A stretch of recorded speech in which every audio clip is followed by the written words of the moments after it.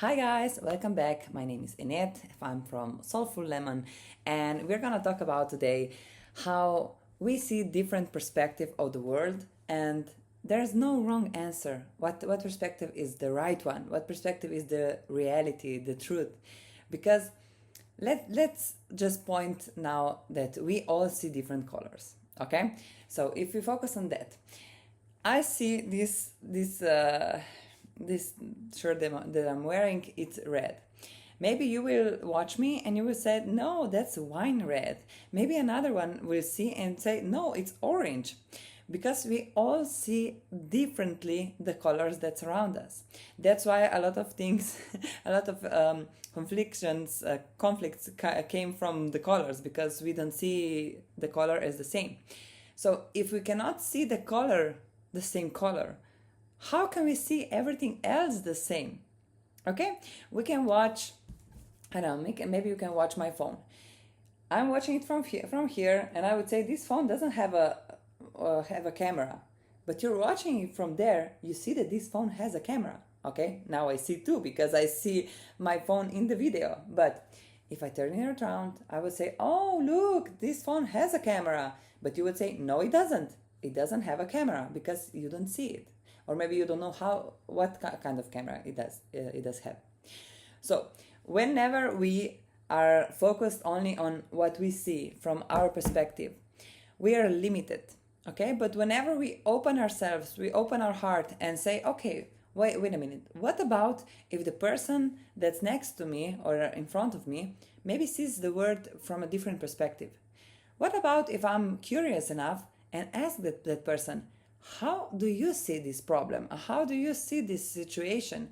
Because usually we are surprised by how people understand things around.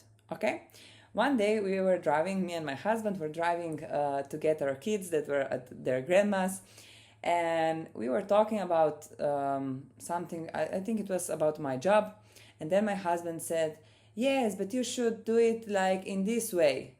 And I was like, you don't even know how my work works, what I really do.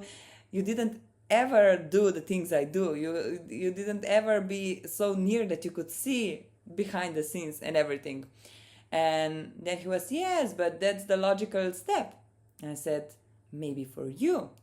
But then I wanted him to understand that what I'm trying to say is, if he doesn't know my perspective, he cannot give me one a very valuable advice, okay? Because he can only understand it from his point of view. And then I wanted him to understand that what he did, that he put this advice on me without me wanting this advice. I said that it was not okay, because I don't need to listen to things that will shut down my creativity, that will shut down or maybe open up more doubt in myself. Because the thing that he said opened up a little space of doubt in me. And I said, I'm sorry, but I'm not gonna listen to this, because this is not helping me expand. And then he was angry because he didn't understand why I don't want him to give me advice, or why I don't want to listen to him. And then I believe it was half an hour that we were talking about this problem, and we didn't know how to go past that. And usually I start to get angry too if I see that we cannot come together. But then I said, okay, let's take a deep breath. Let's focus on how can I make him see what I'm seeing or what I'm feeling. And then I asked him, okay, what about if I would talk about your work that I don't know anything about? What about if I just give you some advice how you should do your work, that you know that I don't know things about your work? And he was like, I wouldn't like it. And then I said, you see, you did the same to me, but now you don't understand that it's not that I didn't want your advice. It's the way you were giving me advice. And he still didn't get it. And then I tried on another way and another way and another way. And at the end, I found a way to make him see what I was feeling or what his advice made me feel. But I could be like I always am. I could be grumpy and angry, and I would say, okay, never mind. We will not talk about it, and it would be eating me alive. But I said, you know what?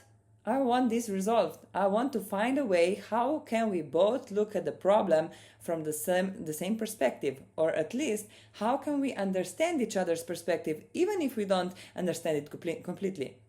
And what happened was that he then understand it, and he said, well, you know what? I never looked it like that. I never in a million years would imagine understanding it in that way.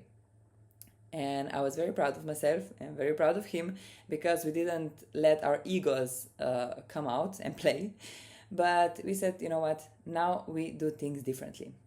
And that's what I wanted to say, because the earth is going from 3D to 4D to 5D to more evolved consciousness, to more love, to more acceptance, to more empathy.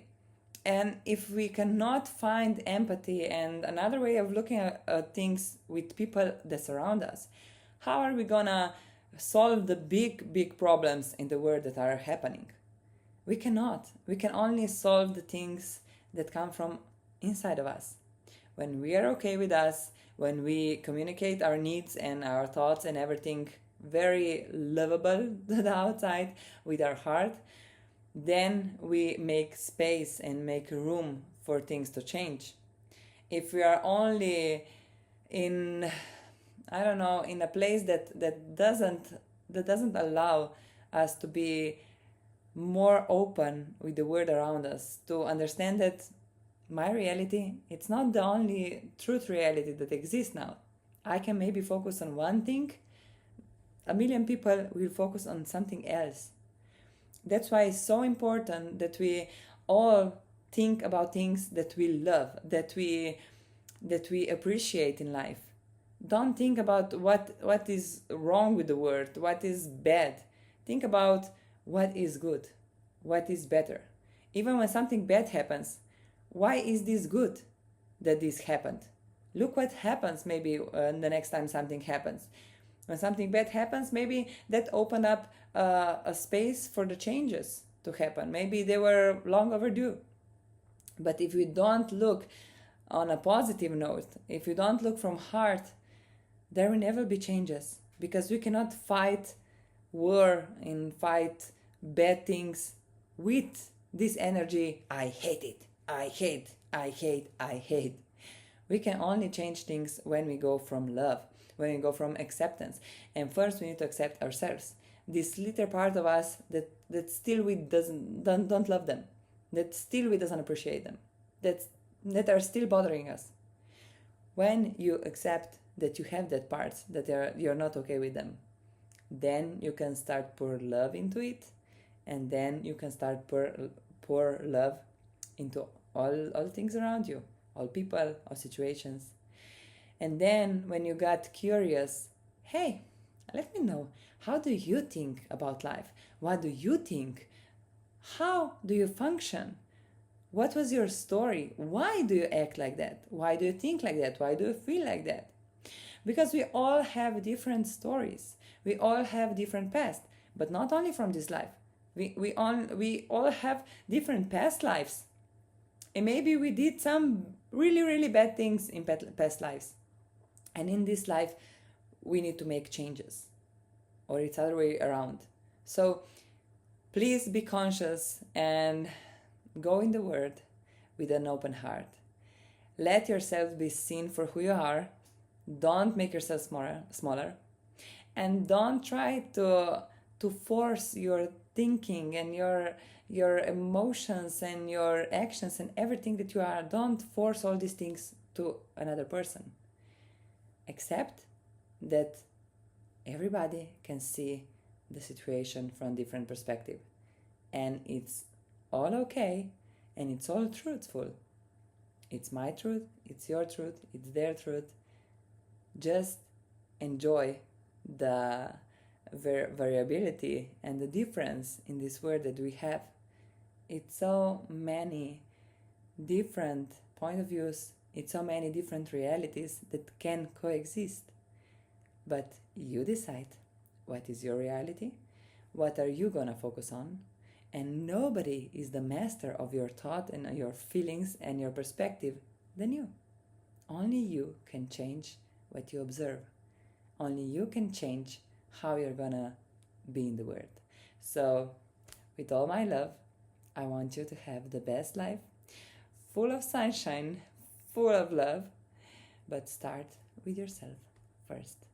I love you all so much. Thank you for being here. Bye.